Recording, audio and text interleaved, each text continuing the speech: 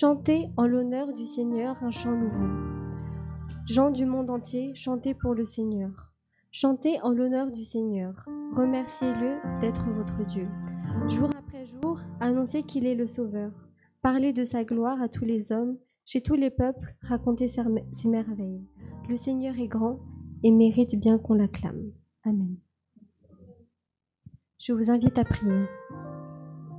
Seigneur notre Père, merci pour cette semaine que tu nous as accordée.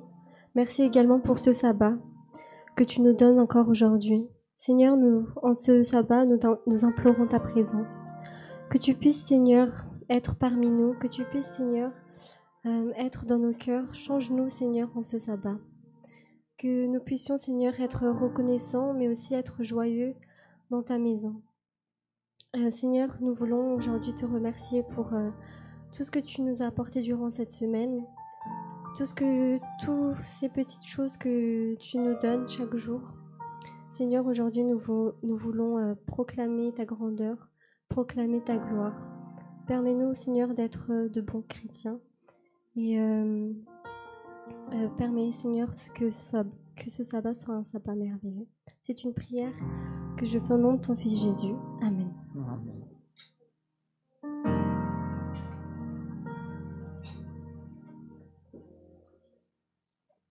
Afaka mipetraka. Mbola faly miaravantsika indray tratran'izao sabata maraina izao. Mino aho fa faly daholo tsika tonga eto amin'ity maraina ity. Na dia ao anaty masikara. Mbola misaotra an'Andriamanitra tsika satria tafavory eto indray amin'ny resaka situation actuelle amin'izao fotoana. Dia marina fa tsy hoe mora kanefa mbola misaotra an'Andriamanitra tsika satria tonga eto. Mbola faly miarahaba an'izay ho antsika izay any an-tokantrano ihany koa izay manaraka amin'ny fandaharana amin'ity fotoana maraina ity. Dia engane ny fiadanan'Andriamanitra hiaraka amintsika eto. Ka hanomboantsika izany fotoana izany dia andaontsika hitsangana ka andeha hiaraka hihira ny hira ao amin'ny laharana 613 raha re ny feon'i Jesoty.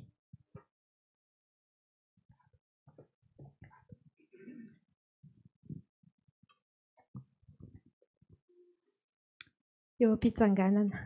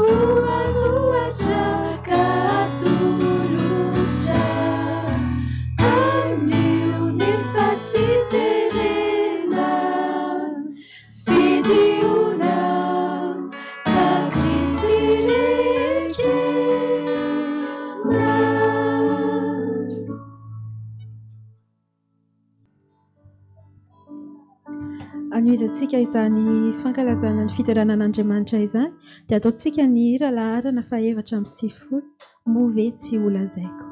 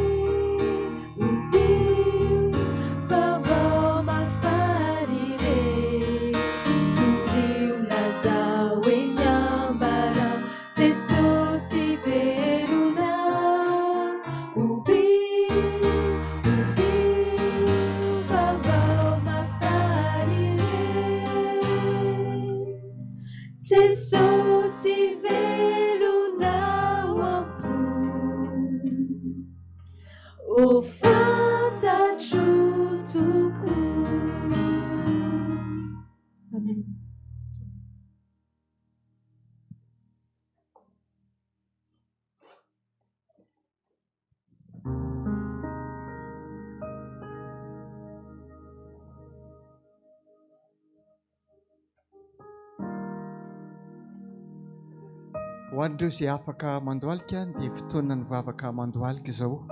Nefa raha misy tsy afaka manao an'izany dia afaka manao an'izay tianareo anaovana na mipetraka na mitsangana. Fa izay afaka dia araka vavaka mandoalika tsika.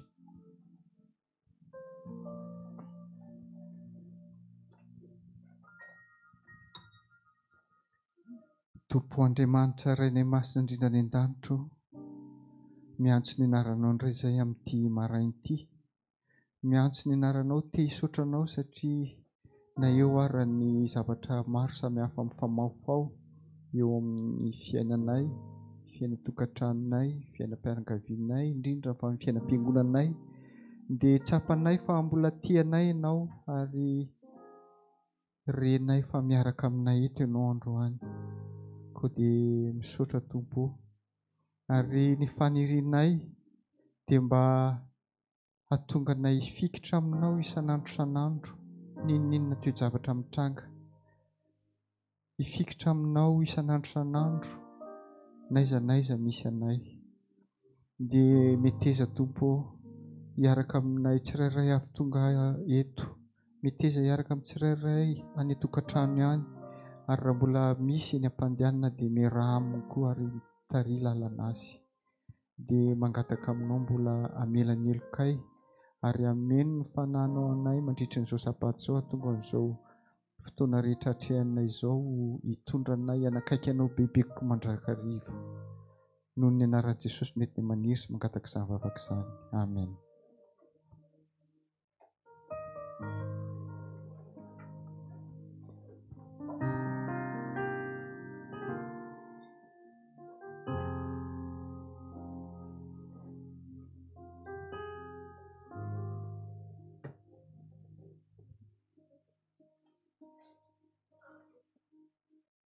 Afin de continuer ce moment de louange, je vous invite à chanter le chant « Abrite-moi ».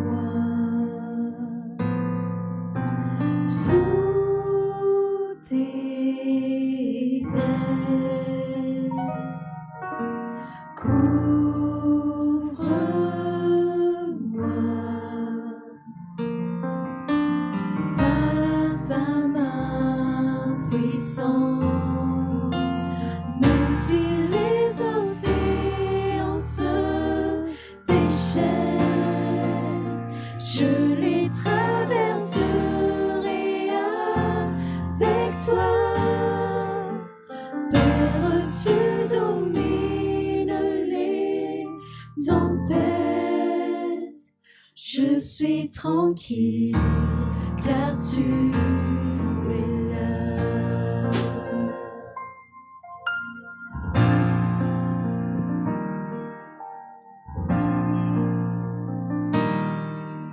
Jésus seul, je me confie. Il me donne force, calme et puissance, même si les océans se déchaînent, je les traverserai avec toi. Père, tu domines les tempêtes, je suis tranquille car tu es là. Même si les océans se déchaînent, je les traverserai avec toi. Père, tu domines les tempêtes, je suis tranquille car tu es là. Je suis tranquille car tu es là.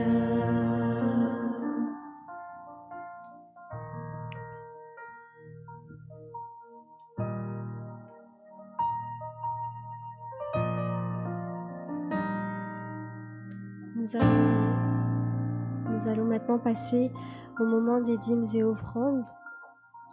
J'invite les diacres à passer dans les rangs pour ce moment.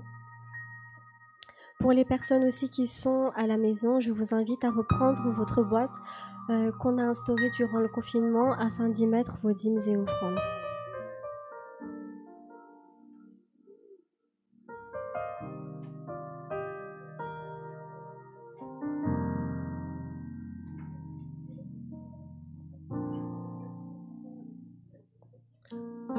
Durant ce moment de dîmes et offrandes, je vous invite à chanter « Merci d'un cœur reconnaissant ».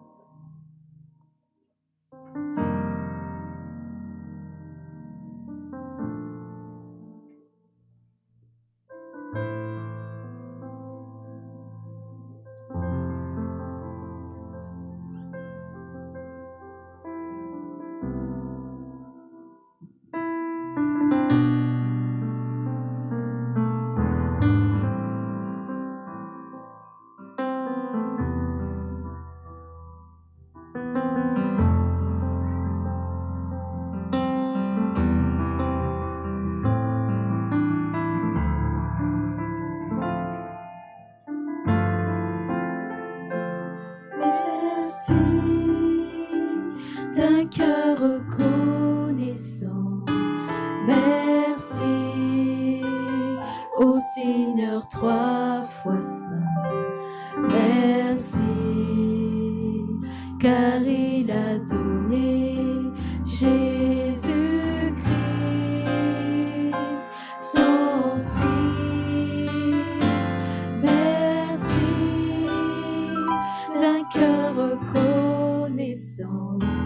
Merci au Seigneur 3 fois saint. Merci, car il a donné Jésus-Christ, son Fils. Maintenant,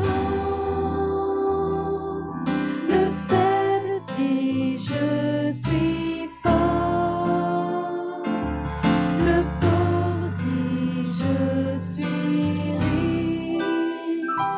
Dieu a fait de grandes choses pour nous. Maintenant, le faible dit je suis fort, le pauvre dit je suis riche. Dieu a fait de grandes choses pour nous. Merci,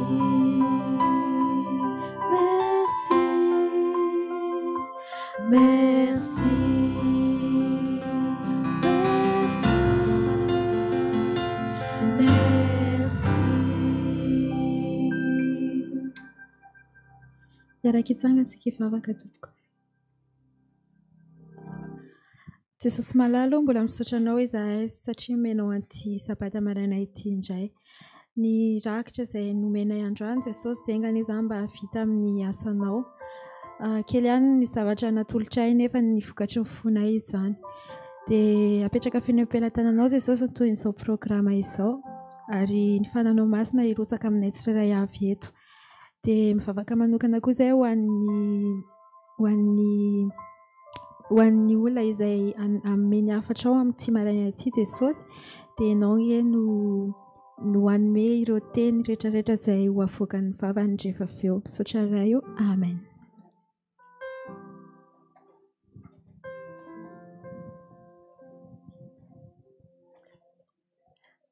C'est maintenant le moment de l'histoire des enfants. J'invite Ella à venir raconter l'histoire pour vous les enfants ce matin.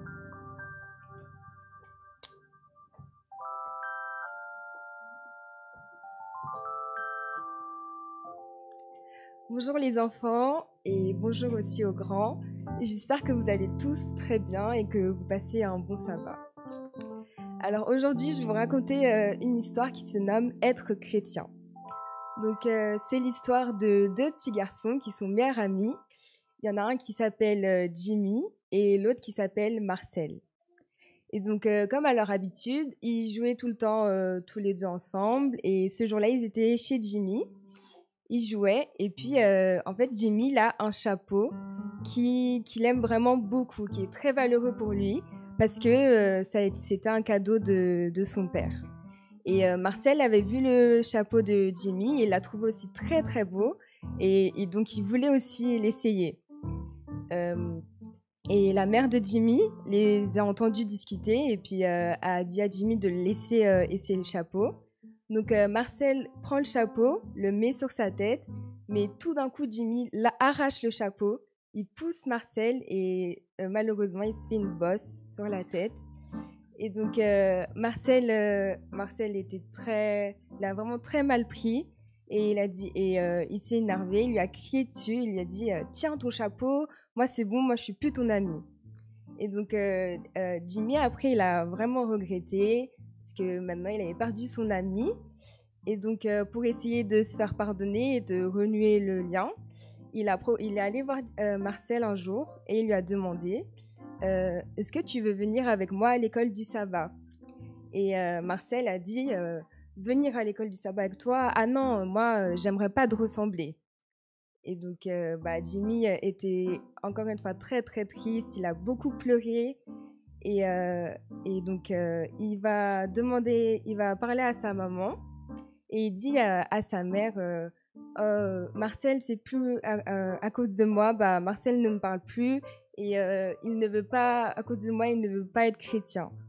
Et sa mère lui dit Jimmy, j'espère que tu as bien compris la leçon. que si tu agis, si tu es gentil et aimant comme Jésus, bah, les personnes voudront te ressembler. Mais au contraire, si tu agis de façon égoïste, bah, les gens là ne voudront pas te ressembler, ne voudront pas être chrétiens. Et donc, Jimmy lui dit qu'il a compris, mais il lui demande alors qu'est-ce qu'il pourrait faire pour redevenir ami avec Marcel. Et sa mère lui demande, mais est-ce que tu as prié est-ce que tu as prié Dieu pour lui demander conseil et savoir qu'est-ce que tu devrais faire? Et Jimmy n'a pas encore prié, donc il prie et il dit à Dieu qu'est-ce qu'il a fait de mal et il demande pardon. Et après ça, il va voir Marcel, il lui demande pardon, il lui dit tiens mon chapeau, tu peux le mettre autant de fois que tu veux. Et voilà. Et puis Marcel lui répond, moi aussi j'ai eu tort, je suis désolée, j'aimerais bien aller à l'école du sabbat avec toi. Donc les enfants, la leçon à retenir de cette histoire, c'est que tout le monde fait des erreurs, que c'est normal, mais qu'en tant que chrétien, on essaye de les réparer et on demande pardon. Et on sait aussi pardonner en retour. Voilà, c'est tout pour l'histoire.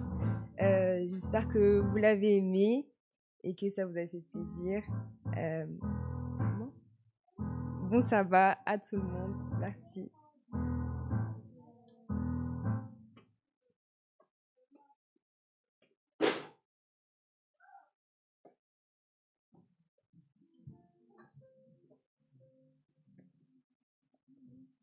Saotsika dia hiditra amin'ny vaky-teny fototra izay hita ao amin'ny Rota 9:1 toko 4:12 ka hatramin'ny 7:10.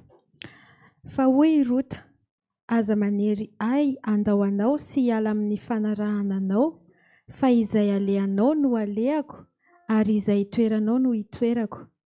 Ny firenenao no fireneko ary ny Andriamanitrao no Andriamanitro. Izay tany hahafatesanao no hahafatesako, sady ihany koa no handevenanay. Ataony Jehovah amiko anie izany, eny mihoatra ny izany aza, raha tsy ny fahafatesana ihany no ampisaraka antsika. Amen.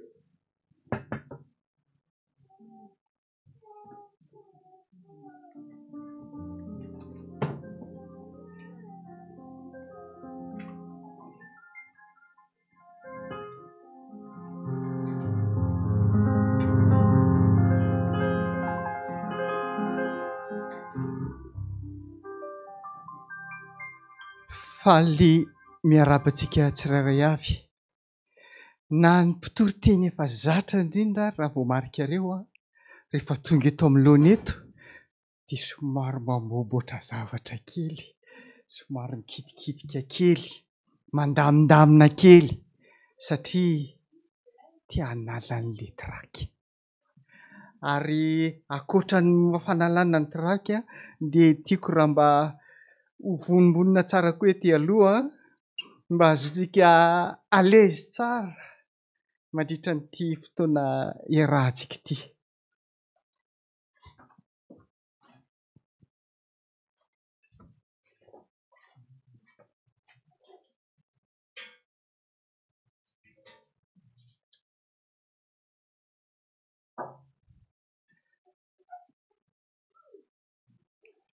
Tsy hiala, tsy hiala. Rehefa vao maheno an'izany fiteny izany tsika dia zavatra anankiray no tonga ao an-tsaina voalohany indrindra, seza. Ho antsika mananjanaka kely rehefa mahazo seza eo ambony sy voile de bois hono ankizy, andao amin'izay ody, tsy hiala satria tiana ilay seza. Ary ankoatran'izay matetika rehefa miresaka hoe tsy hiala resaka seza dia mieritreritra olona manam-pahefana, mieritreritra olona tsara toerana, directeur, filoham-pirenena. Tsy hiala satria inona ny antony? Misy tombontsoany ao.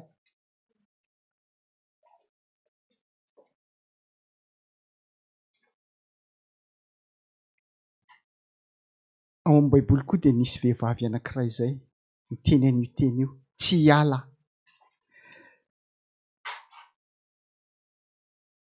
Androany tsika dia tiako raha mba io vehivavy io no momba ny vehivavy io no dinidinintsika sy heriverintsika androany. Izara telo ny dinidinikintsika eto. Voalohany dia nisy fandroahana. Faharoa dia teo amin'izay fandroahana izay na tonga n'ilay fitenena hoe tsy hiala. Dia rehefa hitantsika ilay hoe inona ilay fandroahana, ahoana inona ny zavatra nampiasaina tao anatin'ilay fandroahana, inona ny antony nahatonga ilay hoe tsy hiala, dia avy eo mba jerevantsika koa ary tsika mba manahoana eo anatrehan'izany tantara izany. Milohan'ireo fizarana telo ireo nefa dia andeo hiaraka dia ho tantaraiko anareo fohifohy ny tantara hoe tantaran'iza moa izany.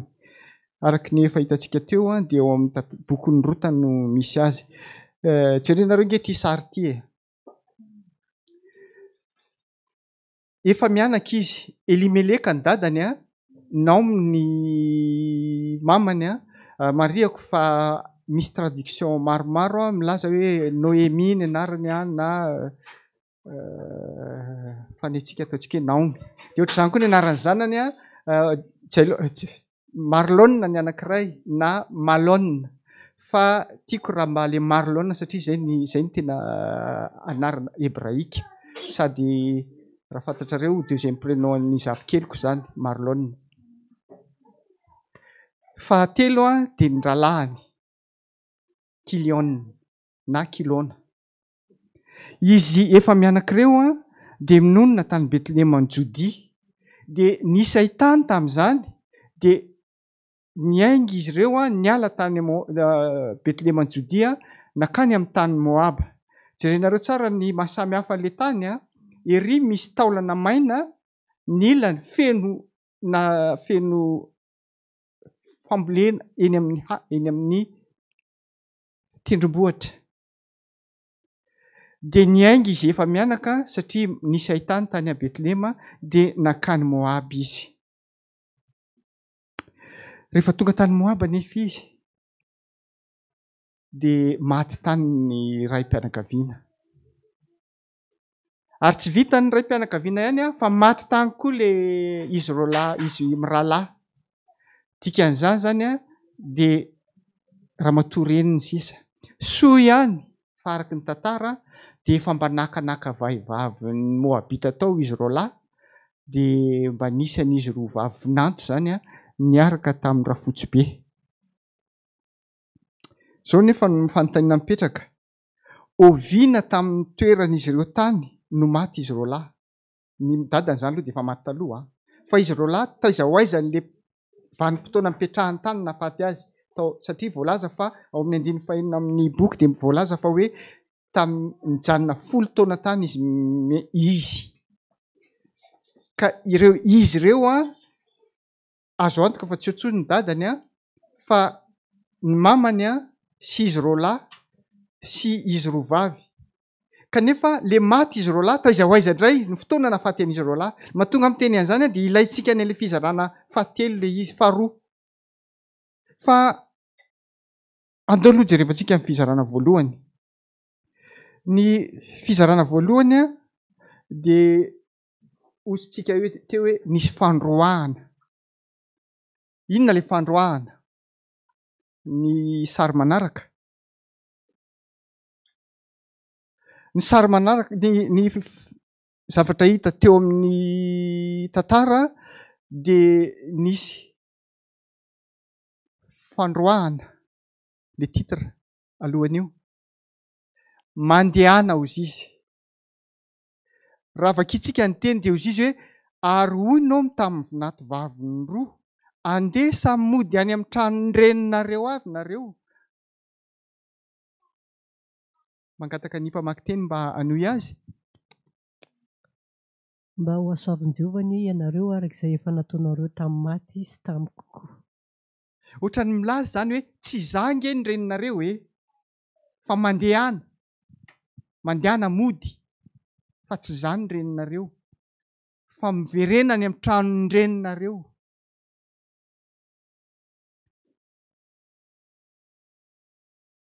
Tsy izany ihany. Teksta faharoa. Inona koa ny fomba nampiasain'ny Noémie nandroaka an'ilay zanany? Inona koa ny antony mahatonga azy teny hoe mandehana? Hoy izy hoe omeny Jehova Tokantrano anie ianareo ka hita fiadanana amin'izay trano nivadinareo avy. Dia nanoloka azy Naomi, ary izy roavavy dia samy nanandratra ny feony ka nitomany. Dia hoy izy roavavy taminy, hiara-miverina aminao tokoa izahay ho any amin'ny firenenao. mody, mandana mody, dia izao manambady. Mba heveriny ny tenanareo fa izaho tsy reninareo, tsy misy azonareo ianterana amiko intsony. Ndana mody, manambady. Inona nataon'izy mirahavavy? Zay hiaraka aminao ihany e. Tsy hiala aminao zay, tsy hiala zay.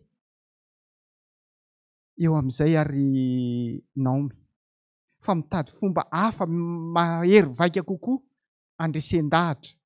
Dia inona no nampiasainy? Lôjika n'olombelona. Ny lôjika n'olombelona no nampiasainy Naomi tamin'izany. Inona ary zany lôjika n'olombelona izany? Teksta manaraka. Fa hoy Naomi, miverena ihany ianareo anaka. Nahoana no hiara-mandeha amiko ianareo? Mbola misy zazalava ato an-kiboko mba ho vadinareo?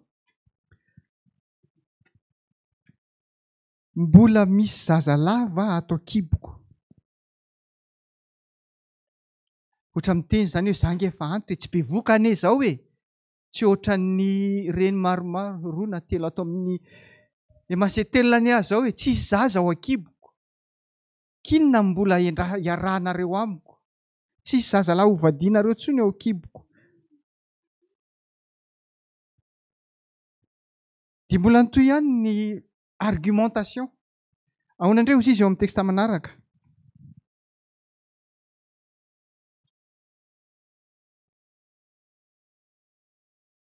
Mandehana mody ho aho. Mandehana mody fa dia miverena.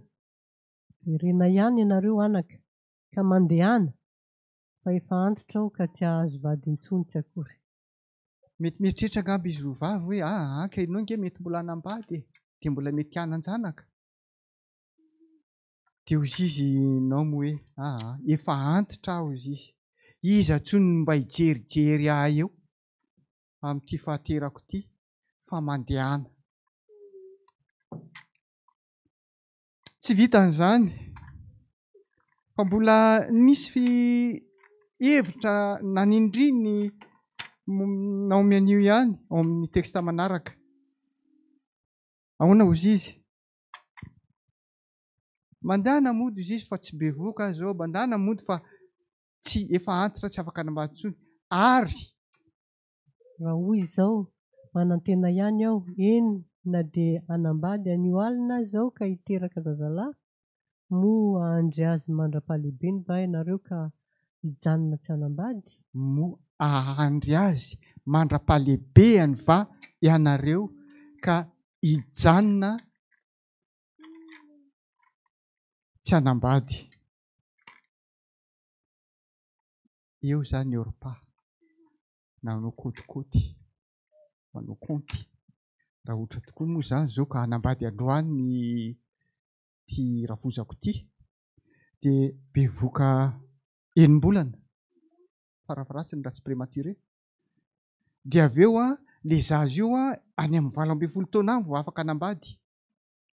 Dia nareo roavavy ozy Naomi hoe nareo nge zao efa eo amin'ny 30 taona eo e. Ka raha 18 taona zany zay ho zanako ato an-kiboko ato raha androan'ny alina no hanambady eo amin'ny 20 taona efa ho diva 10 taona eo zany nareo vo anambady amin'izay 20 taona zany nelanelanareo sy le zanako. Ozy Orpa hoe ohatrany tao marina tokoa zany a. Inona nataony Orpa? Nanoroka ny rafozany izy a dia lasa nandeha. Nararotonao amin'indray izay fihetsika nataony Orpa zay. Teksta manaraka. Resy lahatra Orpa dia lasa nandeha. Nanaiky le hoe mandehana. Fa izao no nitenen'ny Rota indray taminy. Ozy Orpa aloha hoe ozy izy Naomy hoe indro ny rahavavinao lasa nody ho any amin'ny fireneny sy ny Andriamaniny ka mba miverena ianao koa hanaraka ny rahavavinao. Hitanareo ny olona rehefa andresy lahatra sy te haneho ny heviny. Fantatrao tsara angamba ilay teny frantsay. Regardez vous autour de vous. Mba jereo manodidina anareo. Jereo ary ny zobavinao lasa tsy adalany ange. Maninona ianao raha mba manaraka any koa? Mandehana.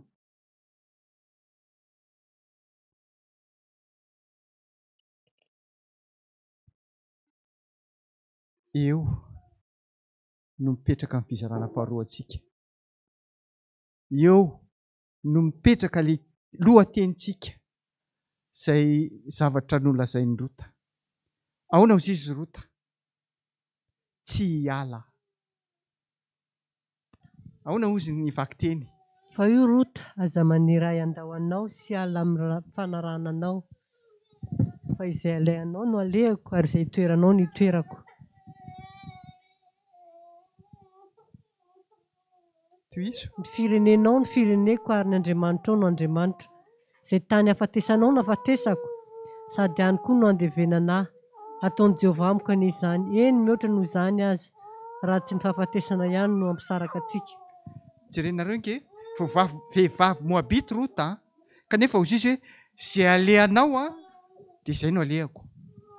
Izay honenanao a dia any koa no honenako. Ny firenenao no fireneko. Ary ny Andriamanitrao no Andriamanitro. Tsy hiala. Fa mifanontaniana petrako aminareo. Inona moa ny tena natonga ny Rota izingizina mafy taminao fa tsy hiala aminy? Raha nijery ny fizarana voalohantsika dia namaky teksta biblika maromaro. Fa raha mahalenty fanontaniana faharoa itsika dia tsy dia manana zavatra loatra voalaza ny Baiboly tsika hoentsika manaporofo hoe inona marina ny anton'ile hoe tsy hiala. Ny zavatra iray fantatritsika fotsiny a dia hoe izy telo mianaka araka ny andininy fahefatry ny Rota voalohany dia hozy izy hoe niara-nonina 10 taona tany Moab ry zareo. Mety izy telo mianaka ireo ve no nampianatra azy ny tenin'Andriamanitra na nandresy lahatra azy ny amin'ny fivavahana ka natonga azy fikitra taminao? Zavatra iray izay. Mety ho izy telo mianaka. Fa ny zavatra faharoa koa mety ho Naomy irery. Satria mety azo ampozina hoe rehefa maty ny rainy dia ramatoa irery sisany teo dia nanambady izy roa dia maty koa ny vadiny dia izay izy mianaka vao niaraka 3 taona teo. Izy telo mianaka vao niaraka 10 taona teo. Mety possible koa zany izay ka zay hoe Naomy mihitsy ny tena nampianatra ny Rota hanana an'ilay fiainam-pivavahana. Misy version internet izay nilaza hoe Naomy sy ny fahanterana hozy izy no tena nampianatra ny Rota ny momba n'Andriamanitra. Saingy araka ny teniko tamintsika tsy ao amin'ny Baiboly izany fa any amin'ny internet. Ary eto dia tiako ny mamelanareo hikariko tany amin'ny tantara fa misy olona nanoratra tantara momba ny Rota dia izao ny zavatra ny tantarainy. Ity lera Marlon ity mihitsy ny tena rangoro fototry ny afo. Satria araka ny tantara dia izao no zava-nisy. Tia Marlon ity araka ny sary izay ho aseho antsika dia mpanefy firavaka. Ary rehefa manefy firavaka izy dia manatitra an'izany firavaka izany matetika any amin'ny lapa misy ny mpanjaka. Rehefa manatitra an'izany tany nefa izy irota dia anisany tandapa tao amin'ny toerana io. Ka rehefa manatitra any izy dia mifankahita amin'ny rota foana. Rehefa elaela nefa araka io sary faharoa hitantsika io dia tsy vitany mifanerasera fotsiny izy rota fa nanomboka ny tsiry ny fifankatiavana ary nanomboka mandromandro maso araka izao sary hitantsika izao na ny lahy na ny vavy. Miala tsiny raha mampatsiaro anareo fahatanorana amin'izao fa izao ny zava-nisy tamin'izay ary toerana mangingina io tsy niaraka tamin'le mpiandraikitra le koronina tsony fa izy rery.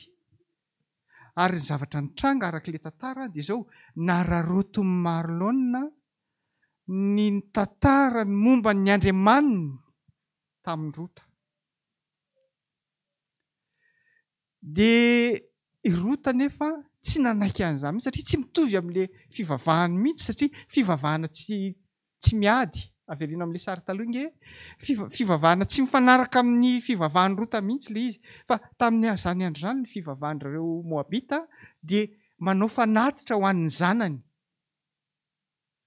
Ary rota tamin'izany dia anisany ny andraikitra zaza anankiray tao an-tanàna, tao amin'ny lapa.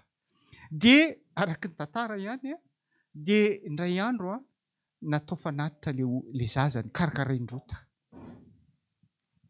Rehefa natao fanatitra ilay zazany karakarain'ny rota dia jerenareo nge mipozin'ny rota teo am-pahitana ny amonoana an'ilay zaza. Teo am-pamonoana an'ilay zaza mihitsy ny orakorako rota, ny kiky izy dia nilaza hoe atsaharo zao abibiana ataonareo zao. Dia lasa izy nandositra. Lasa izy niala teo amin'ilay toerana. Rehefa nahita an'izany ny tandapa sy ny mpanjaka sy ny mpiandraikitra rehetrarehetra tonga dia nilaza avy hatrany fa teny Marlon ny mahatonga an'io.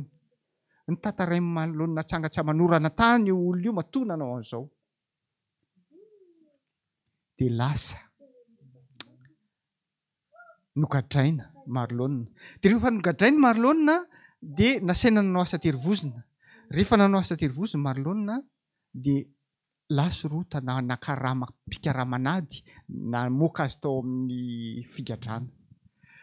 Dia nandositra Marlon sy ilay mpikaramanady nanafaka azy. Kanjo bolisatra ny ray tamin'izy roa lahy dia nisy vato nienjera dia ren'ilay mpiara-miasa taminy dia nienjehan'izy roa lahy ary dia tratra dia nisy ny kapa ny lamosiny Marlon tamin'izay. Kanjo mba voaron'ilay mpikaramanady ihany izy. Mieritreniry izany teny hoe mpikaramanady izany tsy fantona izay ny tena andikana azy. Dia farany dia voatsatoka ilay lapika. Ilay lapika ireny izany lamosiny Marlon fa voatonga n'ilay mpikaramanady tany an-tranony rota ihany izy. Nefa rany. Dia teo amin'izay ratra nahazo azy zay no tonga tao an-tranony rota izy dia teo rota no niteny tany hoe Marlon tena tara be aminao foko. Tia ny Andriamanitra ao tia hiaraka aminao Ny zavatra mampalahelo, mahafinaritra izany tantaram-pitiavana izany. Fa ny nampalahelo dia izao andro vitsivitsy taorian'izay dia maty Marlon.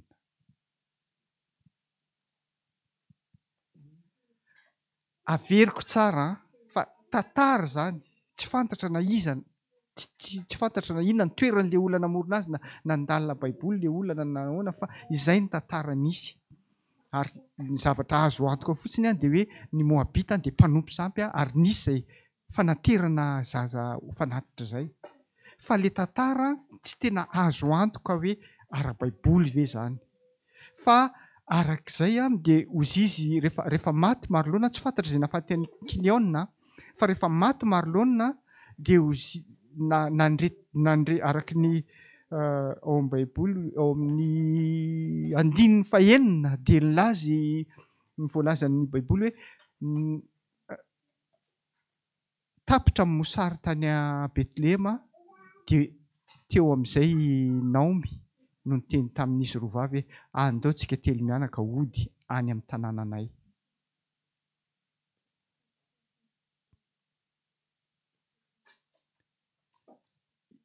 Iza ary ozy nareo raha ny tena izy ny tena natonga ny Rota ilazan'ilay hoe izay alehanao no alehako, izay honenanao no honenako, ny firenenao ny fireneko, ny Andriamanitra ao no Andriamanitra. Mety Naomi ve? Mety izy telo mianaka miaraka ve? Sa mety tia tantara izay tantarain'ny mpitantara ity ho an'ny Marlon? Apetrakitsika eo ny tantaran'ny Estera. Fa ny zavatra tiako anontanianantsika, tiako lazainantsika dia ny fiainam-pivavahantsika koa dia tahaka an'izany. Mety mieritreritra nareo hoe Naomi ve zany le olona ho arahana sa Naomi le mpakafanahy hiala amin'Andriamanitra? Eto dia metafora ihany ny tantara. Fa raha ny tena izy dia hoe misy Andriamanitra tokony ho arahantsika dia misy koa Satana izay manala antsika. Ka i Rota Naomi zany teto dia karazana loharanon-kevitra fotsiny, argumentation fotsiny, fa ny tena izy dia Naomi dia mijoue ny rôle n'Andriamanitra sy Satana. Dia ny zavatra tiako apetraka amintsika, Naomi zany fanehoan-kevitra fotsiny. Ny zavatra tiako apetraka amintsika hoe inona amin'izao androntsika izao no ilazana hoe tsy reninareo aho. Eo amin'ny fivavahantsika dia matetikitsika mahazo fanamarihana hoe io fivavahana ataonareo io nge ka tsy fivavahan'ny firenenareo io hoe le reny firenena, tsy fivavahan'ny firenenareo nareo, fivavahan'mbazaha io. Asa rehefa hainareo ny hira anankiray izay mahafinaritra be ny arrangement musical-ny, fa le tonony kosa ry havana tena hoy hoe tsy tokony hiraintsika. Ohatr'izao ny tonon'ilay izy, mino aho fa fantatrareo ilay hira.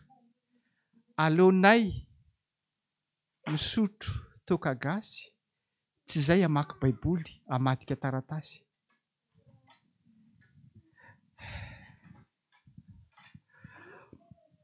Betsaka ny olona mihevitra fa tsy fivavahana malagasy ny fivavahana kristianina, fa fivavahan'mbazaha.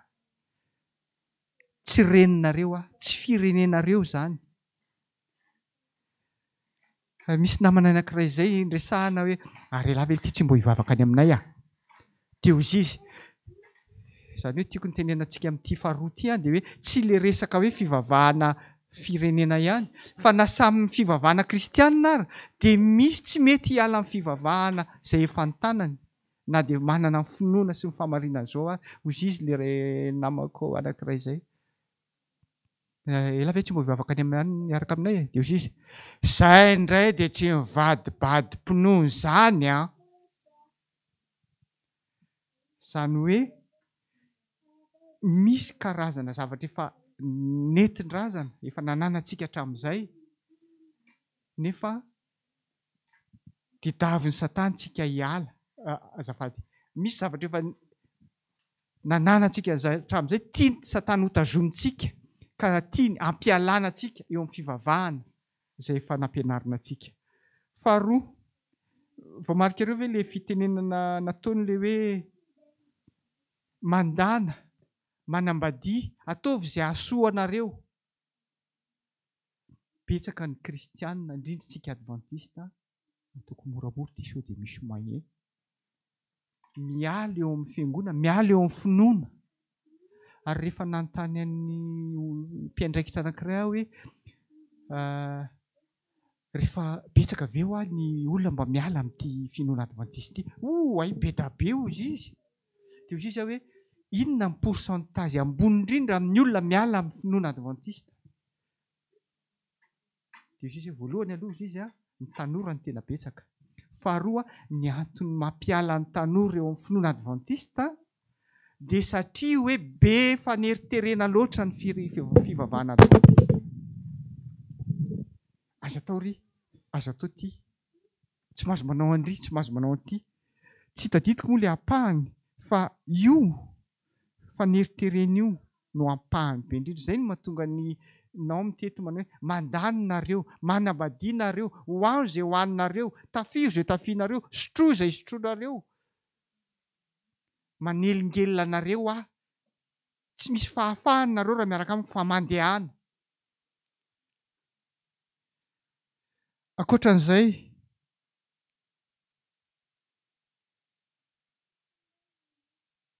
eo amin'ny fizarana fahatelo moa tsika tsy manana diapô.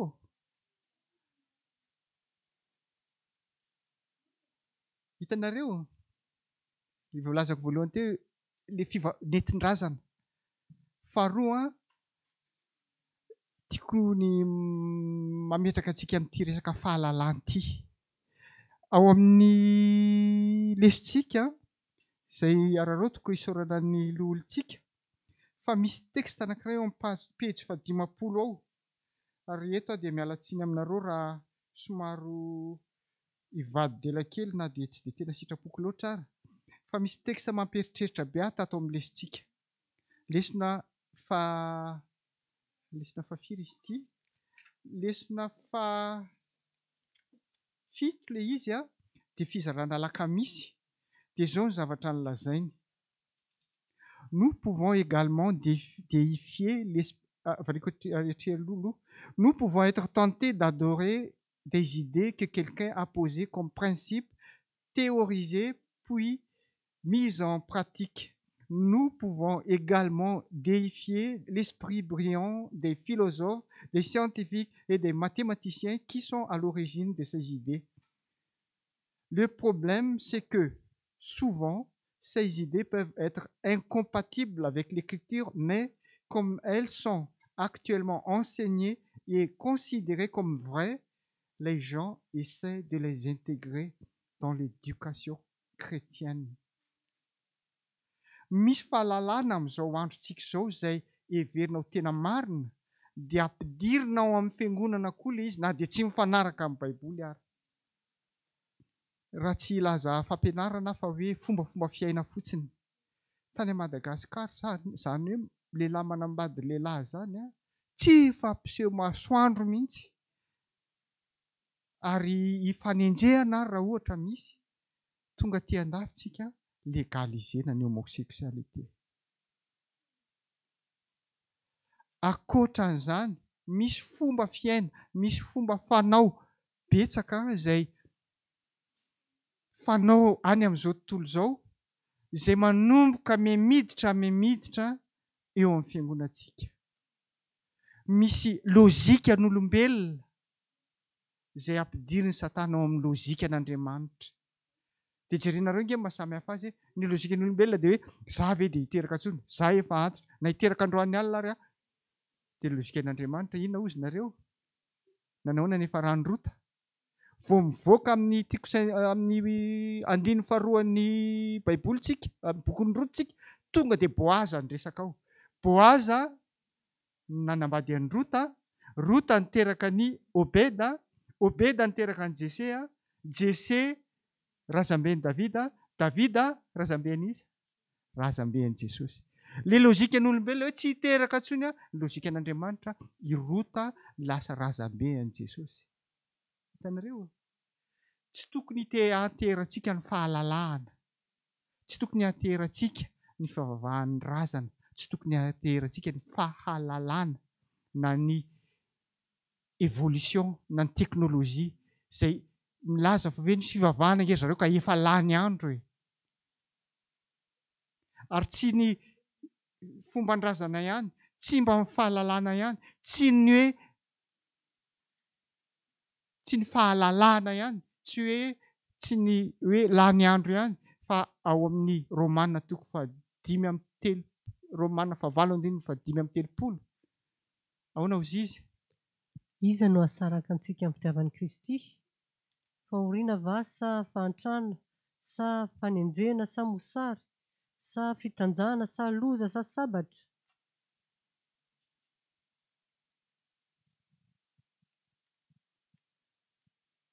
Fahoriana, fahantrana, fanenjehana, mosary, fitanjahana, loza, sabatra, aretina, covid, confinement. Misy asaraka antsika amin'ny Kristy ve zany ry havana? Ny faniriako, ninona zavatra mitrango eo amin'ny fiainantsika ka idedavany Satana analana antsika, dia mba ho raisintsika araka ny diam-poafaran'izay ho jerevantsika, ho raisintsika ho tarigetra eo amin'ny fiainantsika. Diam-poafarany, ho raisintsika ho tarigetra eo amin'ny fiainantsika reto teny kely anankitelo reto: tsy hiala aho. Amen.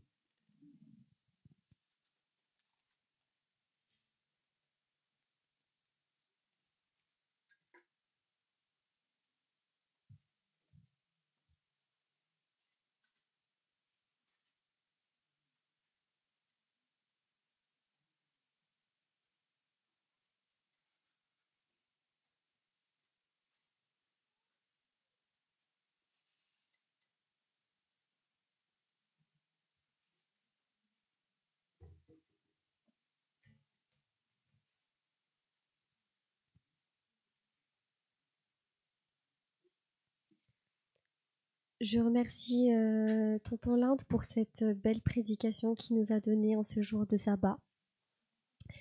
Afin de continuer ce moment ensemble, je vous invite à chanter le chant Misochanozai.